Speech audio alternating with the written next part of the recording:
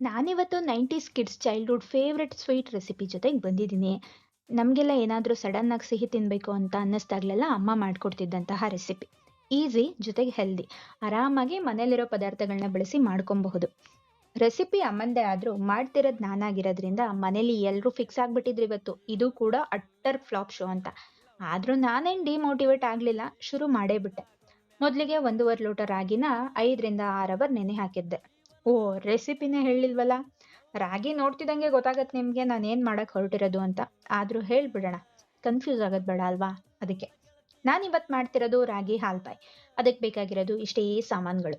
ಈಗ ಒಂದು ಕಾಯಿ ಹೋಳನ್ನ ತುರ್ಕೊಂಡು 1.5 ಬೆಲ್ಲ ತುರಿದಿಟ್ಕೊಂಡು 4 ಏಲಕ್ಕಿ ಕಾಯಿನ ಪುಡಿ ಮಾಡಿ ಇಟ್ಕೊಂಡಿದೀನಿ. ಇವಾಗಿರೋದು ರಿಯಲ್ ಟಾಸ್ಕ್. 5ರಿಂದ 6 ಅವರ್ ಮುಂಚೆ ನೆನೆ ಹಾಕಿರೋ ರಾಗಿನ ಮಿಕ್ಸಿಗೆ ಹಾಕೊಂಡು ರುಬ್ಕೊಂಡು ಅದ್ರ ಹಾಲನ್ನ ತಗೋಬೇಕು. ಇದೇ ಸ್ವಲ್ಪ ಕಷ್ಟ. ಯಾಕಂದ್ರೆ ಒಂದೆರಡು ಸಲಕ್ಕೆ ಆಗುವಂಥದ್ದಲ್ಲ. ಪದೇ ಪದೇ ರುಬ್ಬಿ ಹಾಲನ್ನ ತೆಗಿಬೇಕು. ಮೊದಲನೇ ಸಲ ಏನೋ ಟೀ ಜಾಲರಿಗೆ ಹಾಕಿ ಆರಾಮಾಗೆ ಫಿಲ್ಟರ್ ಮಾಡ್ಕೊಂಡೆ. ಆಮೇಲೆ ರುಬ್ಬಿರೋದ್ನ ಕಾಟನ್ ಬಟ್ಟೆಗೆ ಹಾಕಿ ಹಿಂಡಿ ಹಾಲನ್ನ ತಗೋಬೇಕು. ಹೆಂಗೋ ಸಾಹಸ ಮಾಡಿ ಇದಿಷ್ಟು ರಾಗಿ ಹಾಲನ್ನ ತಗೊಂಡಾಯ್ತು. ಇವಾಗ ಇದನ್ನ ಸ್ಟವ್ ಮೇಲೆ ಬಿಸಿಯಾಗಕ್ಕಿಟ್ಟು ಅವಾಗವಾಗ ಕೈ ಆಡಿಸ್ತಿರ್ಬೇಕು. ಆದ್ರೆ ನಾನು ಕುದಿ ಬಂದ್ಮೇಲೆ ತಿರುಗ್ಸೋಣ ಅಂತ ಬಿಟ್ಟೆ.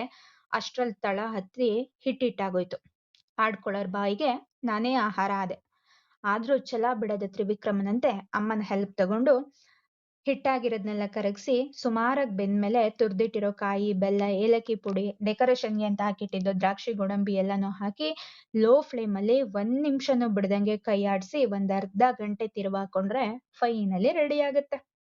ಆಮೇಲೆ ಒಂದ್ ಪ್ಲೇಟ್‌ಗೆ ತುಪ್ಪ ಸವರಿ ಇದನ್ನೆಲ್ಲ ಹೀಗೆ ಪ್ಲೇಟ್ ತುಂಬಾ ಈವನ್ ಆಗಿ ಹರಡ್ಬೇಕು. ಯಾಕೋ ಹಿಂದಿಂದೇನೆ ಎದ್ದು ಬರ್ತಾ ಇತ್ತು.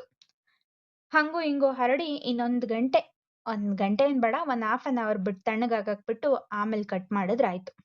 ಅಂತೂ ಇಂತೂ ಸೂಪರ್ ಆಗಿರೋ ರೆಸಿಪಿನ ಸುಮಾರಾಗಿ ಮಾಡಿ ಮುಗಿಸ್ದೆ.